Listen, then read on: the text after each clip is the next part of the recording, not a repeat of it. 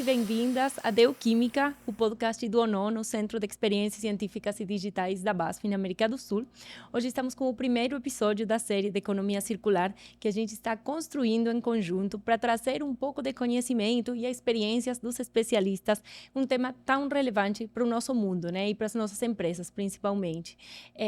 Aqui, dentro do ONON, a gente trabalha muito, dentro da BASF também, com economia circular, e temos um hub de economia circular justamente porque achamos que nós podemos ser parte do problema ou parte da solução. E escolhemos isso, e para trabalhar em conjunto, articulando os diferentes elos da cadeia e parceiros que podem trazer soluções para o tema da economia circular, temos esse espaço, então, justamente esse podcast para trazer conhecimento. E também, por que não, trazer ideias e canais para conectar com esse tema tão relevante. Então, eu sou Ornella, não me apresentei no começo, porque eu gosto muito do tema e começo a falar muito. Eu sou Ornella da equipe da BASF e hoje estou aqui com convidados especiais para falar do ABC da economia circular, sim. Nesse podcast, ao longo dos diferentes episódios, a gente vai falar um pouco de conceitos, mas também depois vamos trazer o olhar dos diferentes selos da cadeia. Vamos falar do consumidor, dos catadores, das cooperativas, das empresas e de muito mais. Então, fiquem ligados porque vem muita coisa boa por aqui. Mas, como eu falei antes, hoje estamos com especialistas que têm cases muito bons para contar, que vão nos ajudar a destrinchar esse tema da economia circular, para entender muito mais o que é, quais são as oportunidades e, por que não, alguns exemplos bem práticos para todo mundo entender melhor do que é isso. Então, temos o Gabriel Domingos, da Ambipar, e temos a Cecília Seravalli, da Nestlé, que vão me acompanhar hoje com essa conversa. Bom dia, bem-vindos. E eu gostaria Obrigado muito... pela oportunidade. Não, tá ótimo ter vocês aqui nesse primeiro episódio. Então, estamos inaugurando, tem muita coisa aqui acontecendo no mesmo tempo. Então, eu queria primeiro, antes de começar a entrar no tema, um pouco conhecer vocês, né? Que vocês fazem, como foi a sua jornada para entrar nesse tema tão interessante como é a economia circular. Ceci? Oi, Ornella, Gabriel, obrigada pelo convite. Eu adoro falar de sustentabilidade em lugares diferentes, porque eu sempre digo que sustentabilidade é um tema que a gente tem que contar para todo mundo, né? Para a gente mostrar os diferentes, as visões diferentes sobre sustentabilidade. E como eu cheguei até aqui, eu falo que a BASF tem bastante importância nessa minha trajetória, né? Porque a BASF, eu tenho uma conexão com ela. O meu pai trabalhou na BASF por muitos anos e ele foi o primeiro diretor-presidente da Fundação Espaço Eco. E foi por causa dele que eu entendi, né, o nome dele é Vitor Seravalli, é por causa dele que eu entendi que sustentabilidade poderia ser um ofício, poderia ser um trabalho mesmo. Então, trabalhamos juntos por muitos anos em consultoria de sustentabilidade. Então, a minha formação é engenharia de alimentos, sempre trabalhei em empresas de alimentos e faz 3 anos e meio que eu estou na Nestlé, cuidei da sustentabilidade de Nespresso por 3 anos e pouquinho, e faz poucos meses que eu migrei para cuidar de sustentabilidade para os cafés da Nestlé. Então, são marcas de Nescafé, Nescafé Origens, cápsulas de Nescafé Dolce Gusto e também as cápsulas compostáveis, que é uma inovação na área de sustentabilidade da Nestlé. Ótimo, que você vai nos contar um pouco mais agora, daqui a pouco. Então, está na família a sustentabilidade. Com certeza. E aqui estamos em família, então. E aí, Gabriel? Bom, eu sou da Ambipar, né? A Ambipar é uma multinacional brasileira na área de gestão de ambiental, de uma forma geral. E eu trabalho com essa área de economia circular há aproximadamente 12 anos já, né? Minha história começa no Polo Industrial de Cubatão, que é uma cidade bem emblemática, foi a primeira cidade a se industrializar do Brasil, né? Então, ela tem toda essa história, né, do primeiro polo industrial, foi cidade símbolo de recuperação ambiental concedida pela ONU. E eu, na Ambipar, eu lidero a parte de inovação, né? Na Ambipar nós temos um centro de pesquisa e desenvolvimento que é dedicada à valorização de resíduos, né? Eu sou engenheiro ambiental de formação, especialista na área de gestão de inovação e estou aí na Ambipar há pouco mais de 7 anos nessa empreitada. Excelente. Então, que é melhor que vocês para responder a primeira pergunta? Isso parece quiz de prova de faculdade, mas... Quando sustentabilidade nem chamava sustentabilidade, né? Exatamente. Você falou, há 12 anos trabalhando com economia circular, tem muitas pessoas que talvez estão começando a ouvir isso há muito pouco tempo. E olha, tem já Sim, mais sim, sim. até de 12 anos trabalhando com esse tema. Então, é um conceito que talvez antes tinha outro nome, ou se conhecia de outras formas. Agora, o que tem nome é bom para visibilizar. Então, vamos definir, né? O que é economia circular? Como poderíamos definir isso em simples? Eu simplificadamente, eu gosto muito do exemplo da circularidade, né? A gente está muito habituado com aquele padrão de consumo, né? Produção, consumo e descarte, que é a economia linear. E aí, quando a gente vem de forma bem didática, as pessoas entendem muito, muito fácil isso, né? Você saiu daquele descarte, você volta para a cadeia de produtiva através de algum produto, alguma utilidade que minimize os custos de destinação, os recursos naturais, né? A quantidade de recursos que a gente precisa e sempre com esse viés de impacto, né? De que a gente ouve muito falar de ESG. Então, é basicamente sair esse modelo tradicional que nós estamos habituados muito, linear, e voltar a fazer a circularidade desse modelo, desse novo modelo de economia. Basicamente, eu enxergo dessa forma. E a gente está muito acostumado, né, nesse momento, esse modelo linear, de simplesmente descartar. Mas aí a gente começa a enfrentar algumas questões que estão impactando toda a humanidade. Então, primeiro que a gente não tem tanto recurso, os recursos são finitos. Então, se a gente não aprender realmente a dar uma segunda vida, né, pensar antes de fazer um produto, se aquele material pode ser reutilizado, se ele vai desaparecer em pouco tempo, se ele já vem de um outro material, né? Então, pensar no recurso antes de fazer o ecodesign dos produtos. Mas também temos a questão de que a população está crescendo, está se concentrando nas áreas urbanas, a gente não tem espaço para tanto resíduo, né? Não temos como absorver, temos questões relacionadas ao impacto, né, desses resíduos, a gente não fica escutando sobre microplásticos, né? Toda essa questão que a gente precisa enfrentar. Todo mundo concentrado, não tem espaço para tanto resíduo, né? Então, nós precisamos realmente pensar circular, mudar essa forma de pensar, para que realmente a gente consiga ter um futuro sustentável, deixar um planeta melhor do que a gente encontrou. E aí a gente alinha também com a questão econômica, né? Que você, a partir do momento que você faz essa circularidade, né? Você agrega valor, gera economia para a cadeia, gera sustentabilidade para a marca, né? E também a gente, né? Esse conceito de descarbonização, de mudanças climáticas, ele está totalmente ligado, né? Imagina se você tem uma embalagem que você precisa de recursos derivados de hidrocarbonetos na indústria de petróleo e você deixa de extrair isso, né? Então você gera uma forma de incentivo à promoção da cadeia produtiva, que é a coleta, as cooperativas, e você... Só que é uma questão cultural também, né? A gente tem ter muito essa visão de mudar, né, o nosso padrão de consumo e dar valor, trazer essa importância, né? Então, acho que é uma agenda, né, que está ainda... Eu vejo que, apesar de estar todos esses anos, né, tem muita coisa para melhorar. Vejo com bons olhos o cenário, como nós estamos avançando, principalmente no setor privado, né?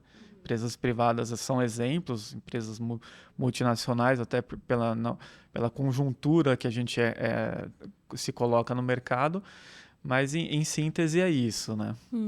E aí, você comentou o tema de que talvez não se avança tão rápido. A gente tem alguns números, né? O Global Circularity Index, que fala que, mesmo que em algumas regiões está crescendo o índice de circularidade, no geral tem reduzido, né? Um pouco. Isso é um desafio grande para nós como empresas e para os consumidores e para todo mundo. Como vocês acham que tem essa possibilidade de gerar mais negócio e de ajudar para evoluir nesse índice a partir dessa mudança de economia linear para circular? Olha, como eu disse, eu vejo o mercado privado muito à frente, está puxando essa agenda, né? Agora, a grande problemática é o pós-consumo, né? Como que a gente aumenta o índice de reciclabilidade depois que esse produto sai da indústria? Essa é uma dificuldade enorme. E não tem como, né, não investir nas cooperativas, na profissionalização, trazer essas pessoas, porque tem tudo a ver com o S do ESG, né? E você tentar inserir essas pessoas que tenham uma maior produtividade, uma maior receita. Então, eu acho que o setor privado é muito forte nisso, e agora tem essas questões que não dependem só do setor privado, né? As regulamentações, as agências, né? As políticas públicas de fomento é muito importante, está avançando, né? Tem esse crédito de logística reversa, a Política Nacional de Resíduos Sólidos, ela tá com um viés muito, muito positivo na questão dos cooperados, desse conceito de cooperativismo.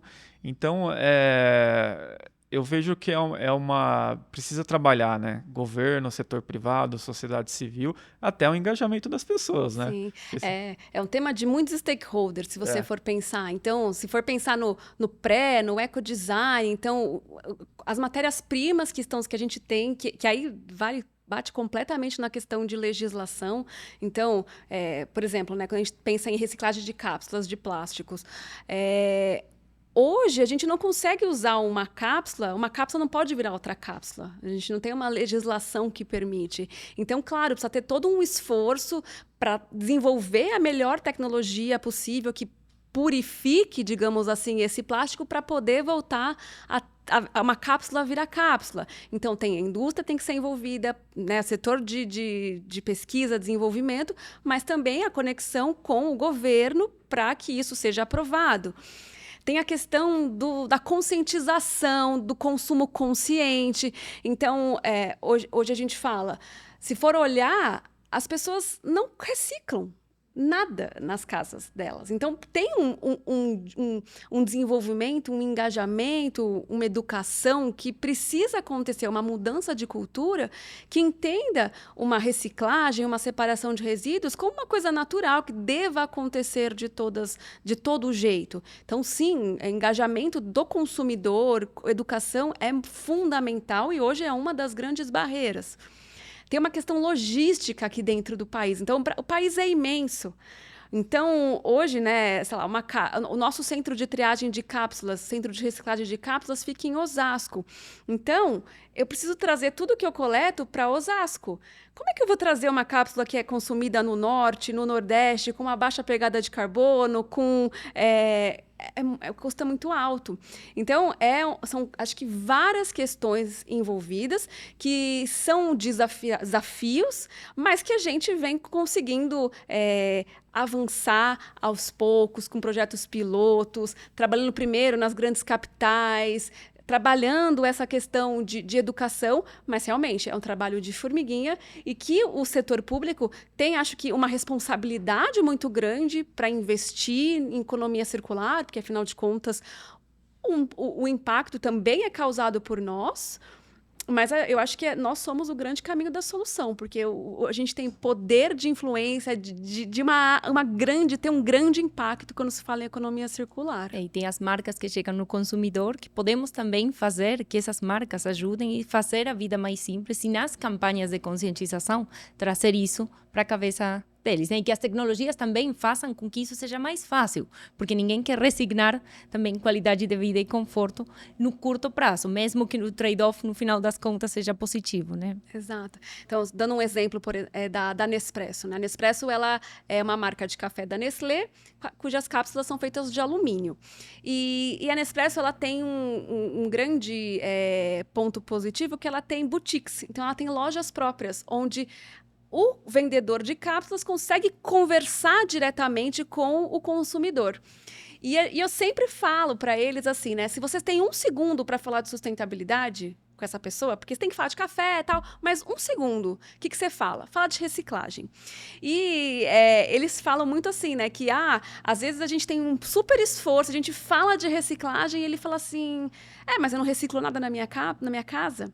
Né? Então, a gente vê realmente que falta uma questão de engajamento, de conhecimento do consumidor. Por outro lado, aquele vendedor de café pode ser uma pessoa que vai mudar o comportamento desse consumidor. Talvez o consumidor comece a reciclar as cápsulas e comece a reciclar. Eu já escutei casos assim, né, do consumidor que aprendeu a reciclar com a nossa marca. Então, isso é muito interessante e nós temos esse poder, porque a gente chega na casa do consumidor, né? Então, se você for pensar de uma Nestlé, que 99% dos lares tem produto Nestlé em casa, né, os nossos produtos são uma importante ferramenta de comunicação também. Exatamente. E aí, a gente estava conversando um pouco também, você trouxe o ponto de como fazer isso de forma fatiada, né? De também mostrar que isso tem benefícios e que pode dar soluções, não só no ecodesign, mas também principalmente no pós-consumo, de forma de ir fazendo testes e mostrando, né? Você pode contar um pouquinho mais alguns exemplos que vocês estão fazendo na Ambipar nesse sentido? Sim, só dando um passo para trás, né? A gente acredita muito, né? A Ambipar, quando a gente fala gestão de resíduos, né? De gestão ambiental, a gente tem desde da resina reciclada que a gente recupera até a mensuração disso sobre crédito de carbono, como que a gente recoloca isso, a coleta pós-consumo. Então a gente começou o movimento lá em meados de 95, né? Então a Ambipar foi muito pioneira, a primeira planta de compostagem no estado de São Paulo nós criamos, né? Começamos a verticalizar nessa parte. Então é o nosso core, né? É o nosso core, a economia circular. E aí eu me sinto muito confortável de falar e até puxando por esses exemplos, né? Porque lá na Ambipar nós temos um centro de pesquisa e desenvolvimento focado nesses pilares de desenvolver tecnologias com viés de economia circular. Então, a gente recebe muitos resíduos de diversos segmentos industriais, todos eles. A gente não trabalha tanto, o nosso departamento não trabalha tanto com aqueles resíduos mais convencionais, né? Papelão, alumínio, sucata. A gente trabalha mais com o complexo, né? Que a gente não vê tanto, mas é o que representa uma grande parcela aí.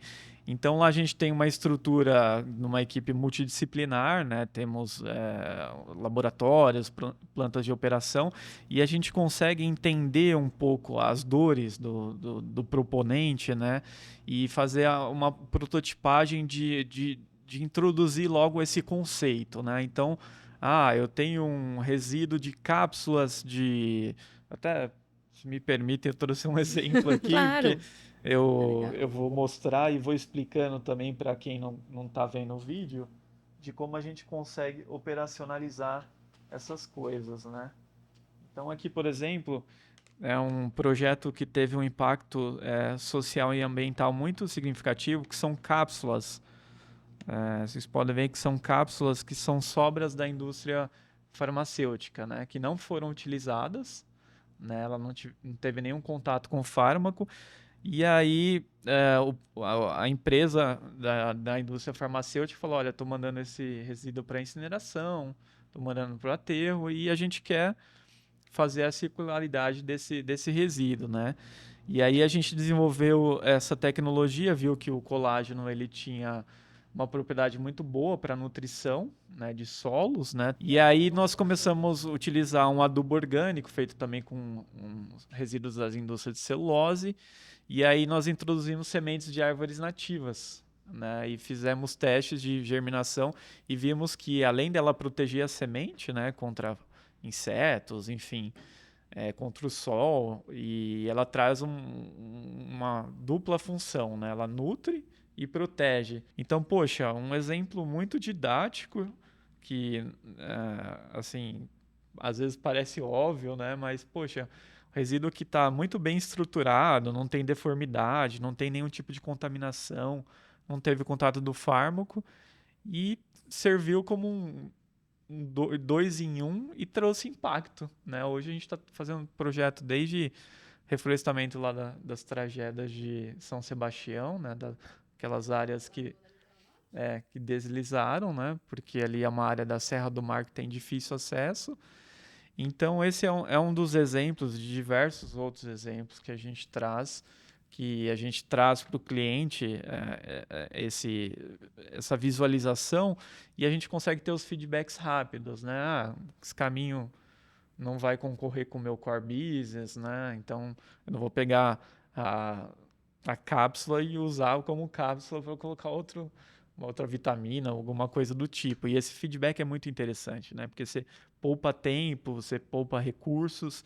Então, em linhas gerais, o que eu posso resumir, né, nesse conceito de desenvolvimento é você trazer a prototipagem rápida e ter esse feedback multidisciplinar, seja com compliance, seja com compras, porque às vezes tem alguma estratégia da empresa que eles não enxergam, né? Fala, olha, então esse é um exemplo muito interessante. E é interessante mesmo porque mostra que a economia circular ela é muito fruto de criatividade, de inovação, né? Para não ficar simplesmente no básico da reciclagem.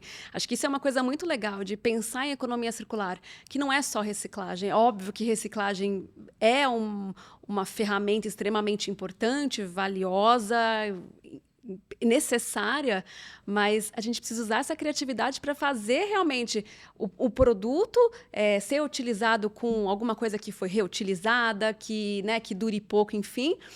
E também que tenha uma grande duração. Então, eu acho que inovação e circularidade têm tudo a ver e andam juntas para a gente dar novas soluções diferenciadas para dar uma segunda vida aos objetos. E realmente, problemas complexos requerem abordagens complexas que a gente precisa fazer fácil, porque senão ninguém quer ir nesse caminho, né? E a gente, por exemplo, dentro da estratégia de economia circular da BASF, temos justamente estender os ciclos, fechar os ciclos e novos modelos de negócio. Então, vai tudo nessa linha. Quando a gente pensa como desenvolver isso e que gere algum insight para depois construir sobre isso, essa abordagem faz toda a diferença. E parcerias fazem com que tudo seja mais fácil, porque você não precisa ter um super time de economia circular dentro, mas conhecer o Gabriel, por exemplo, para ajudar nesse sentido de como vão prototipar e como vão fasear o problema em diferentes partes para ir trazendo soluções ou também resposta de que não deu certo e que temos que procurar por outro caminho, né? E o momento é muito oportuno, né? Você mesmo falou, a gente... Eu vi um artigo um tempo atrás, né? Nunca houve, claro, falando uma coisa aqui, né?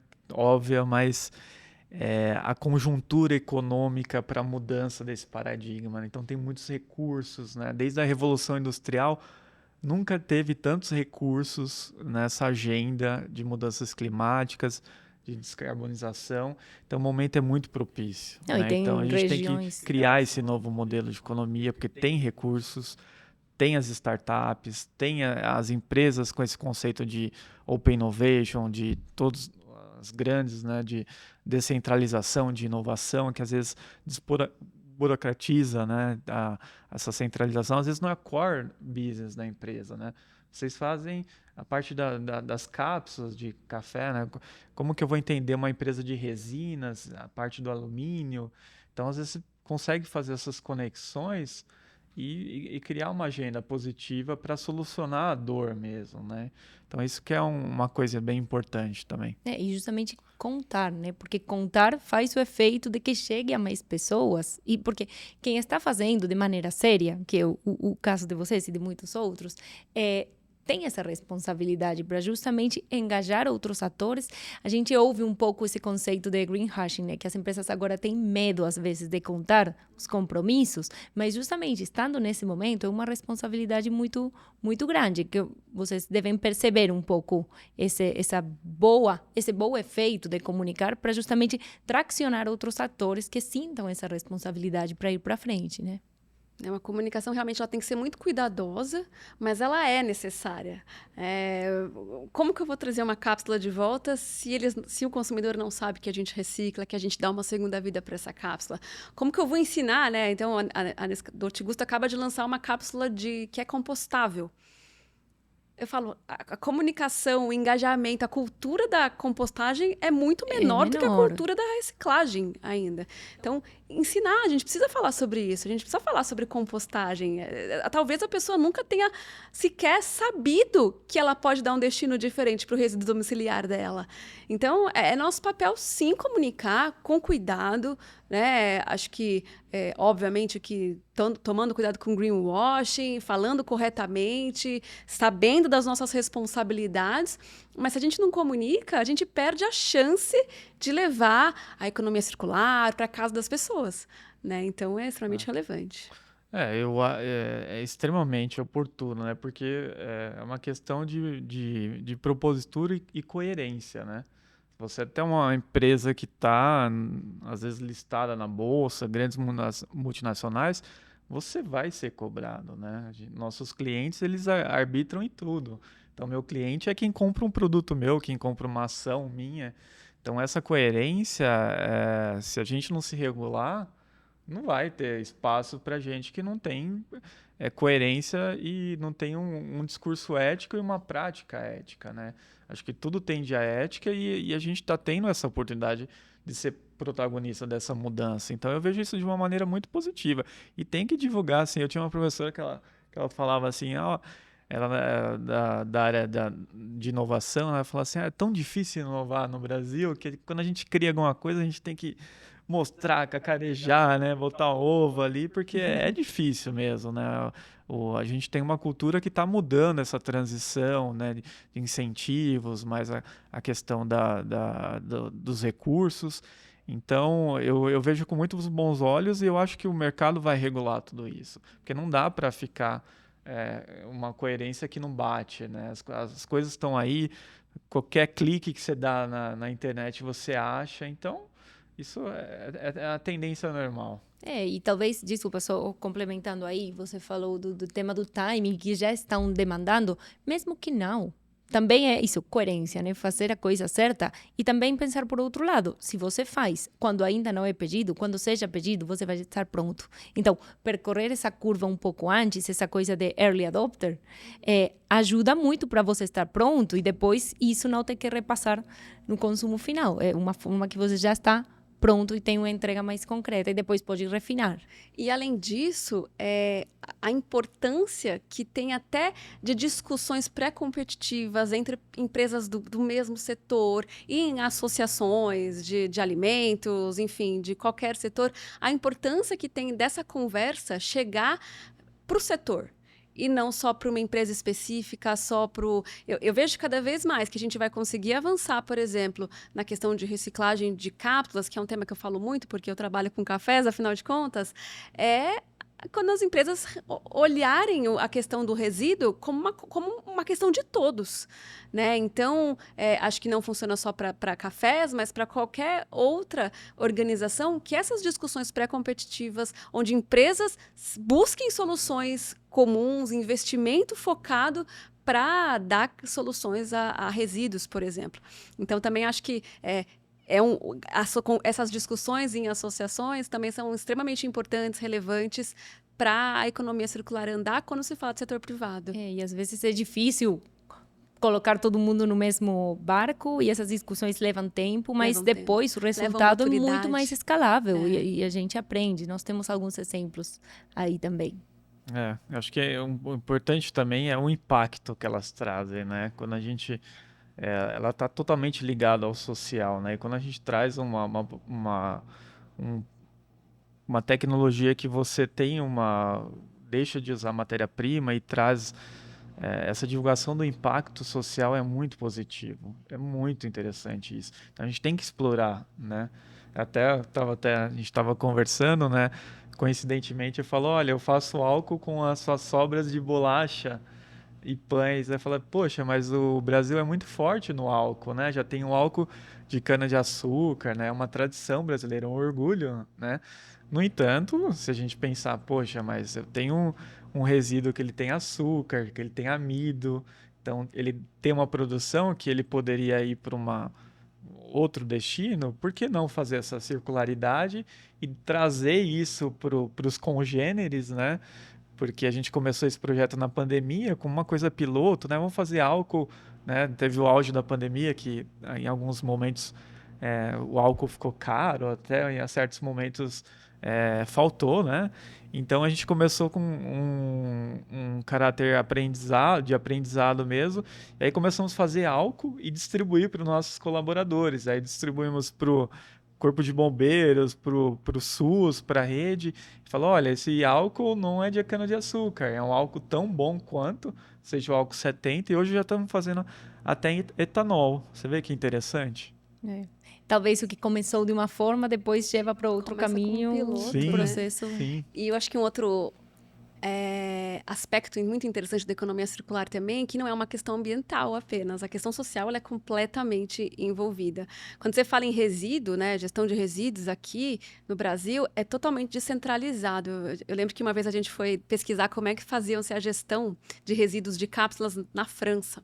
E na França, eles têm 70 centrais de tratamento de resíduos e todas são mecanizadas. Então, basicamente, que na coleta seletiva, se tem cápsula, ela é separada mecanicamente e direcionada para reciclagem. Aqui no Brasil, nós temos mecanizadas aqui em São Paulo, 2 grandes usinas. Temos cooperativas de reciclagem que são cadastradas na prefeitura só na cidade de São Paulo. Temos cooperativas que não são cadastradas, temos o catador. Então, vai aumentando essa descentralização, então a gente nunca sabe para onde aquele resíduo está indo. Então, o quanto cuidar dessas pessoas, capacitar essas pessoas que estão trabalhando ali diretamente com o resíduo é importante tanto para dar uma destinação correta para todos os resíduos, mas também para que elas sejam remuneradas da melhor maneira, que tenham uma qualidade de vida e uma vida digna com a remuneração da reciclagem, né? É mega, mega relevante esse ponto e muito bom porque você está trazendo um conteúdo dos próximos episódios, então fiquem ligados também, porque vai ter mais conteúdo sobre esses selos. Mas você trouxe um ponto que aí vou ficar um pouco mais séria, porque realmente precisamos, né? Algo falamos, mas se realmente é tão bom, a gente está falando de economia circular, é negócio, é legal para o planeta, é legal para o social, por que não se expande mais rápido? Que vocês acham que hoje seriam as pedras no caminho que podemos sinalar para despejar um pouquinho? Olha, um ponto que eu coloco muito, né, que eu, até sendo repetitivo, né, essa mudança de acordos setoriais que o Brasil é signatário, essa agenda comum, né, que a gente está há bastante tempo e a tendência sempre a aumentar, eu acho que isso pode ser um fator puxante, né? Tivemos um momento atípico, que foi a pandemia, tivemos que se reinventar, enfim, né? Você teve padrões de produtos que aumentaram a questão das embalagens, mas eu sou muito otimista com relação a esse tema, né? Até porque eu trabalho com isso e vivo e respiro isso, né? Então, é uma forma, as empresas que praticam o conceito, ela vê não só um valor, eu chamo que é um valor intrínseco, né? É intangível às vezes, né? Porque você coloca uma prática, né? Às vezes eu recebo desafios lá no laboratório, que às vezes as empresas falam assim, olha, eu tenho uma meta para cumprir, né? Eu não quero mais mandar para o aterro, eu quero fazer algo institucional para os meus colaboradores, fazer uma semana de meio ambiente. Aí a gente faz vários produtos lá e isso, de certa forma, melhora a imagem da empresa, valoriza os índices de sustentabilidade, a nota dela no CDB e tudo mais, né? Então, de certa forma, você valoriza as ações da empresa. Então, não só uma receita direta, né? E eu tenho visto o movimento desses acordos que é puxante, né? Que vai ser alavancado, não só... porque a gente fala assim, realmente, o que você fala, né? Por que a gente não evolui mais, né? Porque você tem acordos setoriais que você precisa fazer a conexão entre a indústria e o pós-consumo, mas existe uma afinidade de coisas que precisam ser feitas, né? O grande conceito aí é que mandar para aterro é barato. É barato, é uma... Assim, e o Brasil ainda tem muitos lixões. Então, poxa, a gente está falando de economia circular, de criar tecnologia de inovação, sendo que a gente tem lixões ainda. Isso devia ser uma coisa absurda. É crime ambiental, devia ter se fechado, né? Então, o papel dos gestores públicos é fundamental para a gente não deixar essas arestas, né? A partir do momento que se regular, falar, olha, aterro zero, não tem mais lixão, temos uma legislação forte, que é a Política Nacional, com mais de 10 anos de vigoração, né? A Lei 12.305, de agosto de 2010, que é a Política Nacional de Resíduos Sólidos. E quanto nós avançamos, né? A lei é bem clara, né? Valorizar os resíduos mediante a geração de rendas e a sua circularidade, em linhas gerais, né? De forma didática. Então, você tem um arcabouço jurídico que dá segurança jurídica e o que precisa fazer é intensificar esses protagonistas, que são o setor privado, porque é o que move a economia, né? Você tem a segurança jurídica que vai ajudar muito isso, e eu acho que agora com a intensificação desses acordos globais, que nós somos signatários, né? Então a gente tem que cumprir, acho que vai dar uma acelerada. Vai dar uma acelerada. Vai ser uma acelerada. Eu também Estamos tenho otimistas, então. Também tem essa impressão, assim, que está ganhando tração o tema. Vejo grandes organizações com metas muito claras, muito específicas. É claro que eu acho que 2025 é um marco importante, que vai começar a serem divulgados resultados em 2030 mais ainda. Então, eu vejo que a conversa e a ação vai começar a tomar tração, e já começou a tomar tração, e vai mostrar resultados nos próximos anos. É um pouco angustiante, porque a gente tem os ODS, que são os nossos Objetivos de Desenvolvimento Sustentável, que precisamos cumprir até 2030. 2030 está chegando perto, né? Então, começa a dar essa angústia, mas eu vejo mudança, eu vejo grandes organizações ajustando a sua governança para estabelecer essas metas e atingir essas metas também. Então, acho que eu tenho essa esperança de que os resultados vão começar a aparecer em 2025, 2030 mais ainda, mas se não for os resultados, acho que nós vamos ser obrigados a seguir nessa direção pelos impactos aí em relação a mudanças climáticas. Então, se a gente não correr porque a gente quer e deseja, vai ser porque a gente vai ser obrigado. E eu vejo que com esse doses de optimismo que a gente está conversando aqui. Eu acho que estamos chegando ao nosso final do podcast. Se vocês tiverem alguma mensagem para deixar para os nossos ouvintes, é muito importante também. Um pouco resumo, né? A gente falou de que é economia circular, falamos de alguns exemplos, qual é o caminho das pedras e a importância, realmente, isso é o que eu mais quero deixar para a audiência aqui. Não sei se vocês concordam, mas é essa coisa do coletivo, né? De trocar, de testar, de usar metodologia, de falar com quem sabe. Não precisamos saber tudo. Para isso, temos as pessoas que sabem e conseguem construir, e que timing é tudo. Às vezes, é importante timing e coerência, né? São alguns conceitos que são bem importantes, e aqui estamos justamente para trocar. Esse é um primeiro espaço, mas continua, tem muito mais aqui dentro da BASF, na Nestlé, na Ambipar e muitos outros parceiros que estamos para isso. Assim que é com vocês agora, para fechar. Só rapidamente, não me estendendo muito, são ciclos que, pela história, eles são assim, né? Você vê os nossos ciclos que nós tivemos de desenvolvimento tecnológico, desde a área do carbono, né? Da revolução industrial, a parte da energia, a parte da internet. Eu acho que a economia circular vai ser um grande marco, né? Não tão expressivo, impactante quanto esses outros. Então, eu continuo sendo otimista. Contem conosco e vamos fazer parte desse movimento. Não, com certeza. Acho que canais como esse são extremamente importantes para deixar a economia circular se tornar mais fácil.